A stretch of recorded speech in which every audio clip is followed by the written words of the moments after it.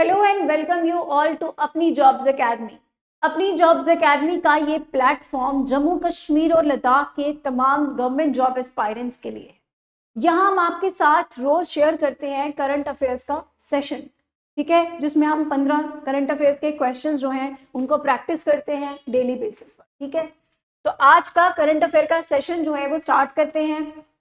तो the question number 1 is, in which state did Prime Minister Narendra Modi inaugurate the Vantara Animal Rescue Center? कौन सी state में प्रधानमंत्री नरेंद्र मोदी जो Vantara rescue centre है उसे क्या करते हैं, इनॉग्रेट करते हैं, ठीक है। कौन सा सेंटर है? Vantara animal rescue centre. So the option A is Assam, B is Rajasthan, C is Gujarat and D is Himachal Pradesh. तो the right answer is Gujarat. कौन सी स्टेट में किया है? वंतारा एनिमल रेस्क्यू सेंटर जो है वो प्रधानमंत्री नरेंद्र मोदी ने इनॉग्रेट किया गुजरात में, ठीक है। गुजरात की कैपिटल की बात करें तो गांधीनगर, पता होना चाहिए आपको, गांधीनगर।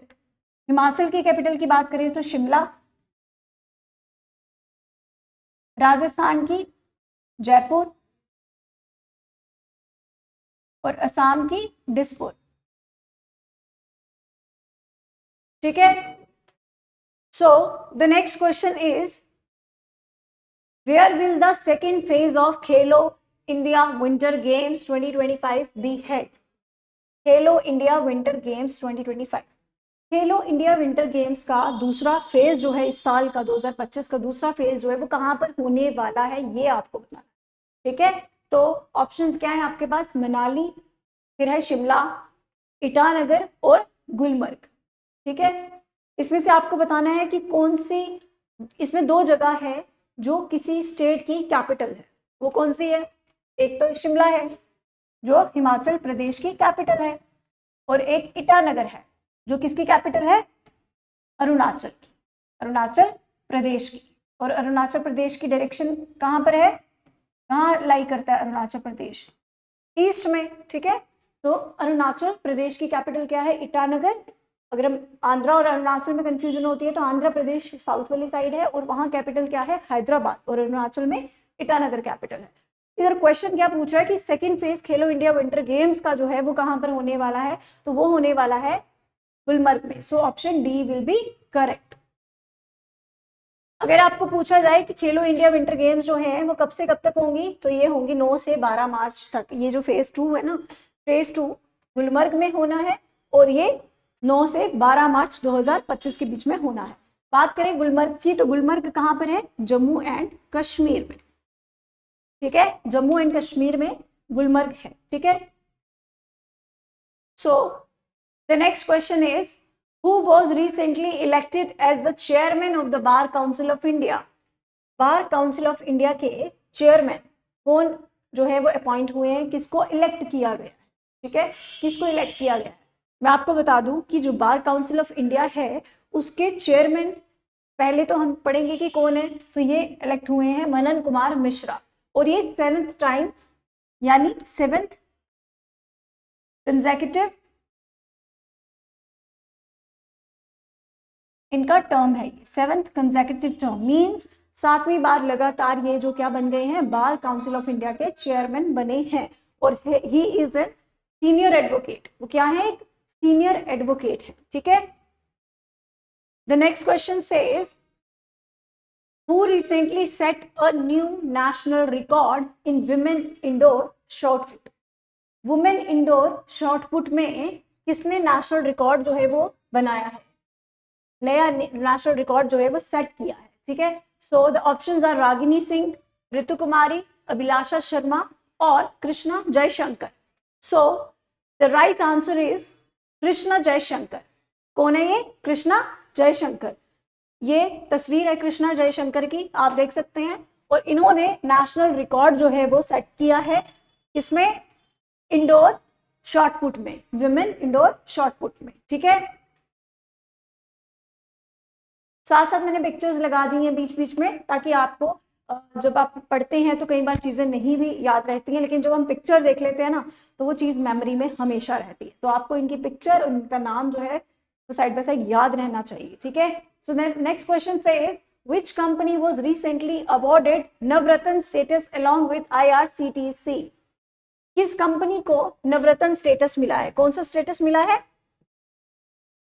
नवरत्न स्टेटस जो है वो मिला है IRCTC के साथ, यानी इसे भी मिला है और किसको मिला है ये पूछा है। तो ये मिला है IRFC, इंडियन, क्या एब्रीविएशन है इसकी? Indian railways finance corporation. क्या है? इंडियन रेलवेज फाइनेंस कॉरपोरेशन, ठीक है। तो किसको नवरत्न स्टेटस मिला है? IRFC को, ठीक है। So the next question is which ministry has launched स्वावलंबिनी initiative to promote women entrepreneurship in India?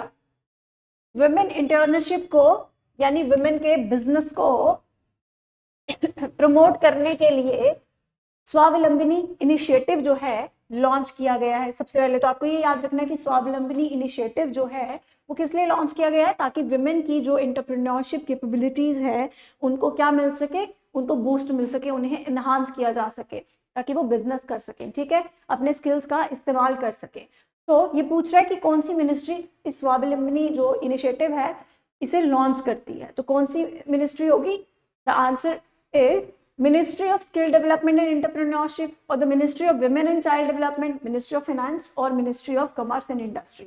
तो आपको क्वेश्चन से ही अंदाजा आंसर का लग जाएगा, जिसमें मैंने स्किल का भी बता दिया आपको एज वेल एज आपको एंटरप्रेन्योरशिप के बारे में बताया। सो the right answer will be ministry of skill and entrepreneurship, ठीक है। स्किल डेवलपमेंट और एंटरप्रेन्योरशिप की जो मिनिस्ट्री है उन्होंने ही स्वावलंबिनी इनिशिएटिव जो है वो लॉन्च किया है, ठीक है। So the next question is Juanga tribe. कौन सी ट्राइब? जुआंगा ट्राइब जो है वो कहाँ पर पाई जाती है? Primarily found in which state? Juanga tribe जो है, इनकी तस्वीर मैंने लगाई है, ये पिक्चर है इनकी, ये है जुआंगास। ये कहाँ पाए जाते हैं? ये पाए जाते हैं केरला, तमिलनाडु, ओडिशा या महाराष्ट्र में, आपको ये बताना है। तो ये क्वेश्चन का आंसर जो है, पहले तो आपको याद रखना है जुआंगा ट्राइब कौन सी ट्राइब है। ये पिक्चर लगा दी है तो आपको थोड़ा आइडिया रहेगा कि किस तरह से ये दिखते हैं, किस तरह से इनका रहन सहन है, ठीक है, किस तरह से ये कपड़े वगैरह पहनते हैं, ठीक है। देखो इन्होंने गले में ये लगा के रखा है, ठीक है, इनका कल्चर होगा कुछ, ठीक है, इस तरह से कवर किया है, ठीक है। तो कौन सी ट्राइब, ये कहाँ की ट्राइब है? This tribe is found in Odisha. कौन सी ट्राइब है? जुआंगा ट्राइब। कहाँ पाई जाती है? ओडिशा, ठीक है। ओडिशा की अगर कैपिटल की बात करें, केरला की capital Thiruvananthapuram. Thiruvananthapuram is the capital of Kerala, VA, ठीक है। तमिलनाडु की चेन्नई, चेन्नई का पूरा नाम मद्रास, ठीक है, जहां ब्रिटिशर्स जो है वो उसको प्रेसिडेंसी बना देते हैं। महाराष्ट्र की मुंबई, जिसको पहले बॉम्बे बोलते थे। ओडिशा की भुवनेश्वर, भुवनेश्वर, ठीक है। कैपिटल्स भी आपको थोड़ा आइडिया होना चाहिए, कई बार बेसिक सा क्वेश्चन भी पूछा जा सकता है और वैसे भी ये नॉलेज के लिए इंपॉर्टेंट है, ठीक है। So the next question is who won the men's double title at the Chile open 2025 tennis tournament? Men double, कौन सा टाइटल है? मेंस डबल, ठीक है। तो पहले तो ये याद रखना है ये टाइटल है, और कहाँ पे? चाइल्ड ओपन 2025 का टेनिस टूर्नामेंट जो होता है, इसमें मेन डबल का टाइटल जो है वो कौन देता है, कौन अपने नाम ये वाला खिताब जो है वो करेगा, ये आपको बताना है। तो क्या होगा आंसर? पहला ऑप्शन है लैस्लो जेरे एंड सुमित नागाल, दूसरा है ऋत्विक बोलीपाली एंड निकोलस बेरिंटोस, तीसरा है एंड्रेस मोल्थेनी एंड मैक्सिमो गोंजालेज, ठीक है। Fourth is Ram Kumar Ramanandan and Mukund Shashi Kumar. So the right answer will be Ritwik Bolipali and Nicholas Barintos. As you can see, he's an Indian man. देखने से लग रहा है, और this foreigner. तो ऋत्विक बोलीपाली और निकोलस बेरेंटोस जो हैं ये कौन सा खिताब अपने नाम कर रहे हैं? चाइल्ड ओपन का मेंस डबल जो है टेनिस टूर्नामेंट में वो अपने नाम कर रहे हैं इस साल का। ठीक है, next question, what is the theme of world wildlife day 2025? We have practised it so many times, हमने बहुत बार इसकी प्रैक्टिस की है, इस क्वेश्चन के बारे में अदर फैक्ट्स भी जानने की कोशिश की है, 2-3 बार तो आई थिंक मैंने इसको कवर कर दिया है। ठीक है, क्योंकि न्यूज में चल रहा है। वर्ल्ड वाइल्ड लाइफ डे जो है वो पहले तो कब मनाया जाता है? तो इट इज सेलिब्रेटेड ऑन 3 मार्च। ठीक है, कब मनाया जाता है world wildlife day? World wildlife day 3 मार्च को मनाया जाता है। पूछ रहा है कि उसकी थीम क्या है, इस साल की थीम क्या है, ये आपको बताना है। तो थीम क्या है? What is the theme?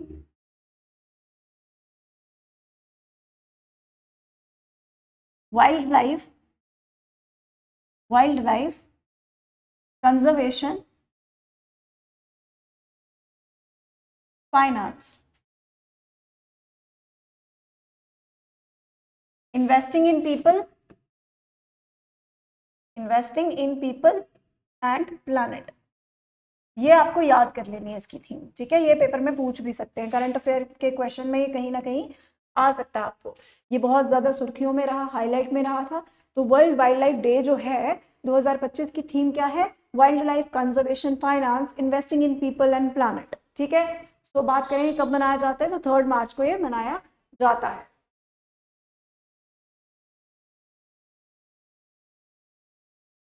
Next question है, ऋषिकुल्या रिवर, कौन सी रिवर के बारे में बात कर रहा है? ऋषिकुल्या रिवर के बारे में बात कर रहा है। बोल रहा है कि ये अभी न्यूज में देखे गया था, इस रिवर के बारे में हमने सुना था। तो ये कौन सी स्टेट से फ्लो करता है? फ्लोज थ्रू विच स्टेट, किस स्टेट में फ्लो कर रहा है, आपको ये बताना है। तो पहली बात, ओडिशा की कैपिटल भुवनेश्वर, कर्नाटका की बेंगलोर, झारखंड की रांची, बिहार की पटना। ठीक है, तो ओडिशा में ये ऋषिकुल्या रिवर जो है वो फ्लो करती है। और अब आपको एक बात बता दूं कि मैंने आपको ना कुछ दिन पहले एक फैक्ट जो है वो पढ़ाया था, जिसमें हम लिखते हैं, क्या लिखेंगे?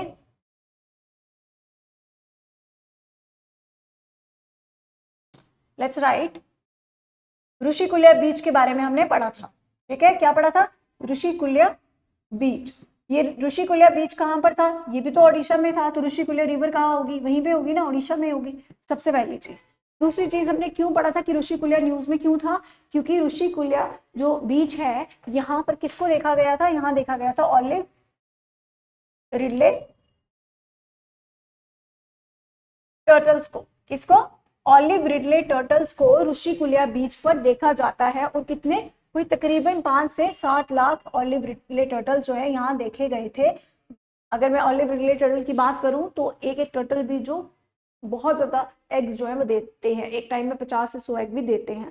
ठीक है, ये साइज में थोड़े छोटे होते हैं। और अगर हम बात करें कि ये जो ऑलिव रिडले टर्टल्स हैं, ये गहीर मठ वहां पर ही ओडिशा में है। ठीक है, गहीर मठ में भी पाए जाते हैं, ऋषिकुल्या बीच पर ये पाए गए थे। ठीक है, इसके बाद हमने संख्या की बात की तो 5 से 7 लाख जो है वो देखने को मिले थे। फिर अगर हम बात करें तो ये कहाँ पाए जाते हैं?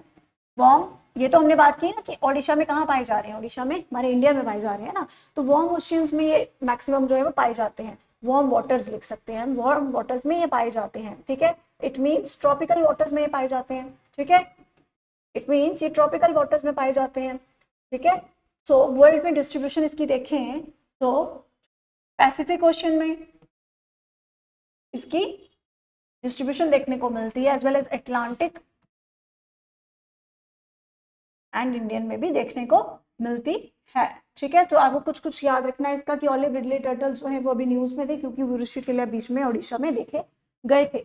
सो ये बहुत सारे अंडे एक टाइम में देते हैं, एज वेल एज ये वार्म ओशन में ट्रॉपिकल वाटर्स में पाए जाते हैं, जिसमें पैसिफिक ओशन, अटलांटिक, इंडियन में इसकी डिस्ट्रीब्यूशन देखने को मिलती है। ठीक है, इसके रिगार्डिंग यूपीएससी में भी कई बार क्वेश्चन जो है वो आ गया है, करंट अफेयर से रिलेटेड था ना ये पहले भी। तो यूपीएससी ने भी 2022-23 में कुछ इस हिसाब से जो है इस क्या नाम है इसका, ऑलिव रिडले टर्टल्स के बारे में क्वेश्चन डाला था। ठीक है, तो ये न्यूज में रहा है।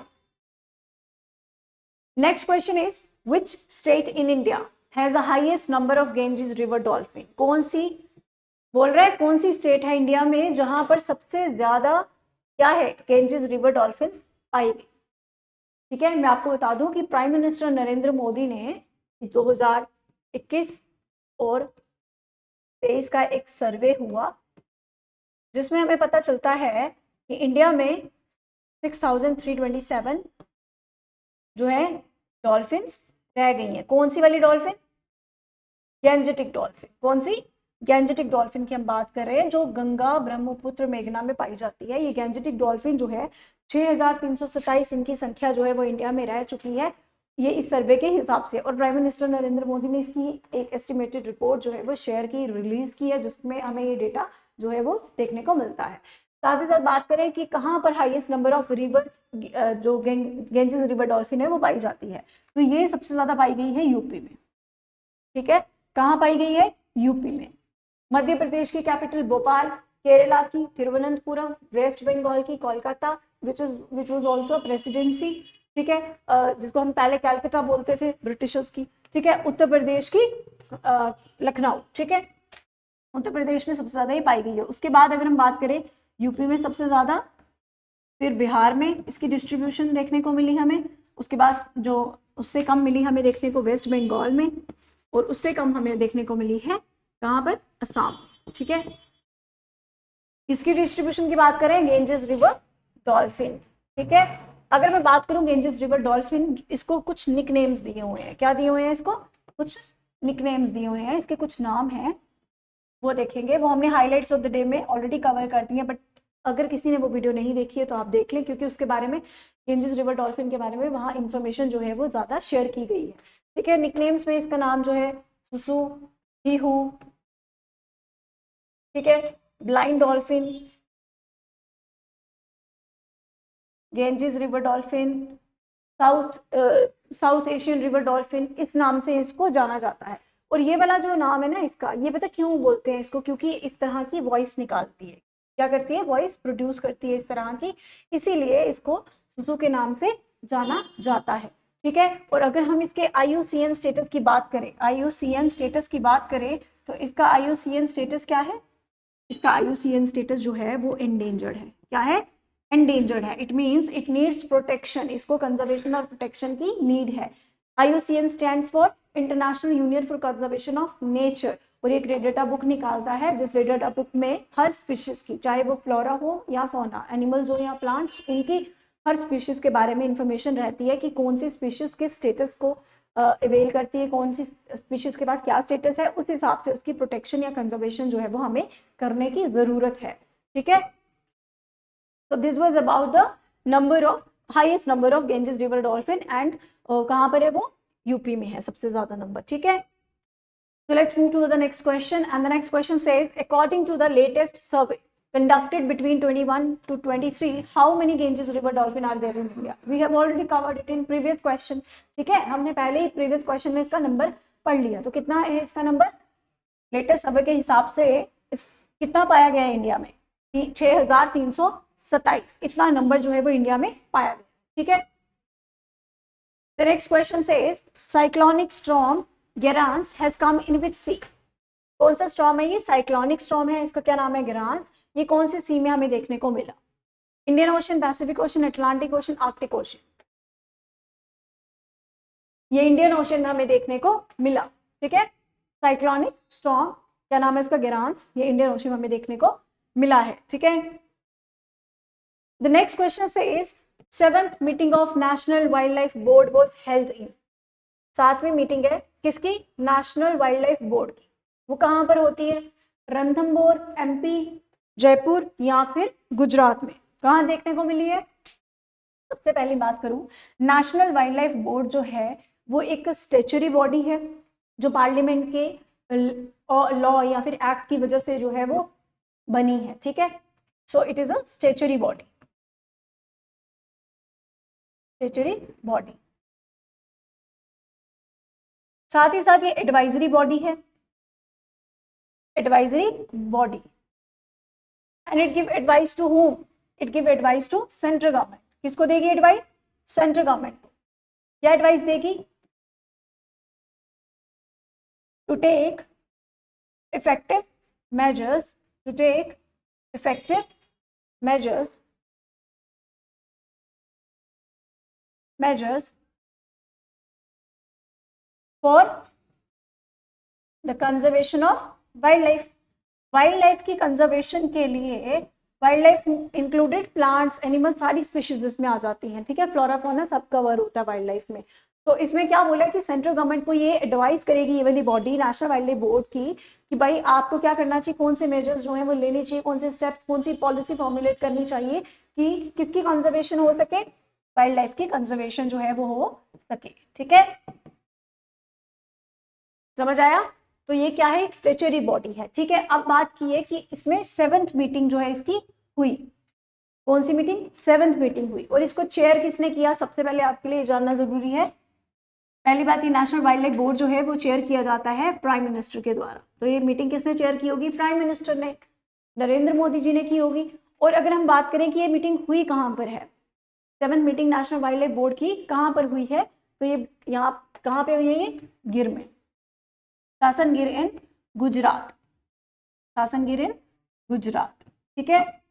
तो गिर नेशनल पार्क जो है, अगर हम बात करें गिर नेशनल पार्क की, तो गिर नेशनल पार्क जो है, गिर नेशनल पार्क ये किसके लिए फेमस है, लायंस के लिए, शेर पाए जाते हैं गिर नेशनल पार्क में, ठीक है। गिर नेशनल पार्क एक ऐसा हैबिटेट है जहां पर, यानी एक ऐसी जगह है इन लायंस की जहां पे जो लायन है ना, जब हम बात करते हैं साउथ अफ्रीका की, तो साउथ अफ्रीका में भी लायन पाए जाते हैं, ठीक है। साउथ अफ्रीका में लायन जो है ना वो अपने नेचुरल हैबिटेट में रहते हैं, कहाँ रहते हैं, natural habitat. Natural habitat means अपने जो उनका नेचुरल घर है ना, जहां वो रहना चाहते हैं, ठीक है, जहां वो रहना चाहते हैं, जहां वो नेचुरली रह रहे हैं वहीं पे रहते हैं, उन्हें कोई जबरदस्ती नहीं है, कोई उन्हें वाइल्ड लाइफ सेंचुरी या फिर कोई उनके नेशनल पार्क में वहां नहीं डाल रहा है। इट मीन्स वो अपने नेचुरल हैबिटेट में रह रहे हैं। और जब हम बात करते हैं गिर नेशनल पार्क की, तो लायंस को नेचुरल हैबिटेट में ही रखा जाता है, यहाँ भी उनको इस नेशनल पार्क में अपने नेचुरल हैबिटेट में ही रखा जाता है, ठीक है। उसके बाद हमारे पास क्या है, जयपुर। जयपुर किसकी कैपिटल है, Jaipur is the capital of Rajasthan. Madhya Pradesh की कैपिटल भोपाल। और रणथंभौर क्या है हमारे पास, ये भी एक नेशनल पार्क है। और रणथंभौर किसके लिए जाना जाता है, it is famous for tigers, dears, antelopes यहाँ सब पाए जाते हैं, जिसमें सबसे ज्यादा फेमस क्या है, ये रणथंभौर जो नेशनल पार्क है ये फेमस है टाइगर्स के लिए। और गिर नेशनल पार्क जो है गुजरात में, वो फेमस है किसके लिए, लायंस के लिए। और बात करें हम रणथंभौर की, तो रणथंभौर नेशनल पार्क जो है वो कहाँ है, इट इज इन राजस्थान। कहाँ पर है, राजस्थान, ठीक है। So these were the facts related to this question. The next question says under the national, हाँ जी, under the national green hydrogen mission, how many pilot projects has the government launched for the use of hydrogen in buses and trucks? Buses और trucks में hydrogen का इस्तेमाल किया जा सके, ठीक है। तो मिशन क्या है, पहले नेशनल ग्रीन हाइड्रोजन मिशन है। इसके मुताबिक बसेस और ट्रक्स में हाइड्रोजन का इस्तेमाल किया जा सके, उसके लिए गवर्नमेंट ने कितने पायलट प्रोजेक्ट जो है वो लॉन्च किए हैं, ठीक है, 3, 5, 7 और 9। तो the correct answer is national green hydrogen mission के अंतर्गत गवर्नमेंट ने 5 पायलट प्रोजेक्ट जो है वो लॉन्च किए हैं ताकि बसेस और ट्रक्स में हाइड्रोजन का यूज किया जा सके। तो the right answer is 5, the right answer is 5 pilot projects, ठीक है।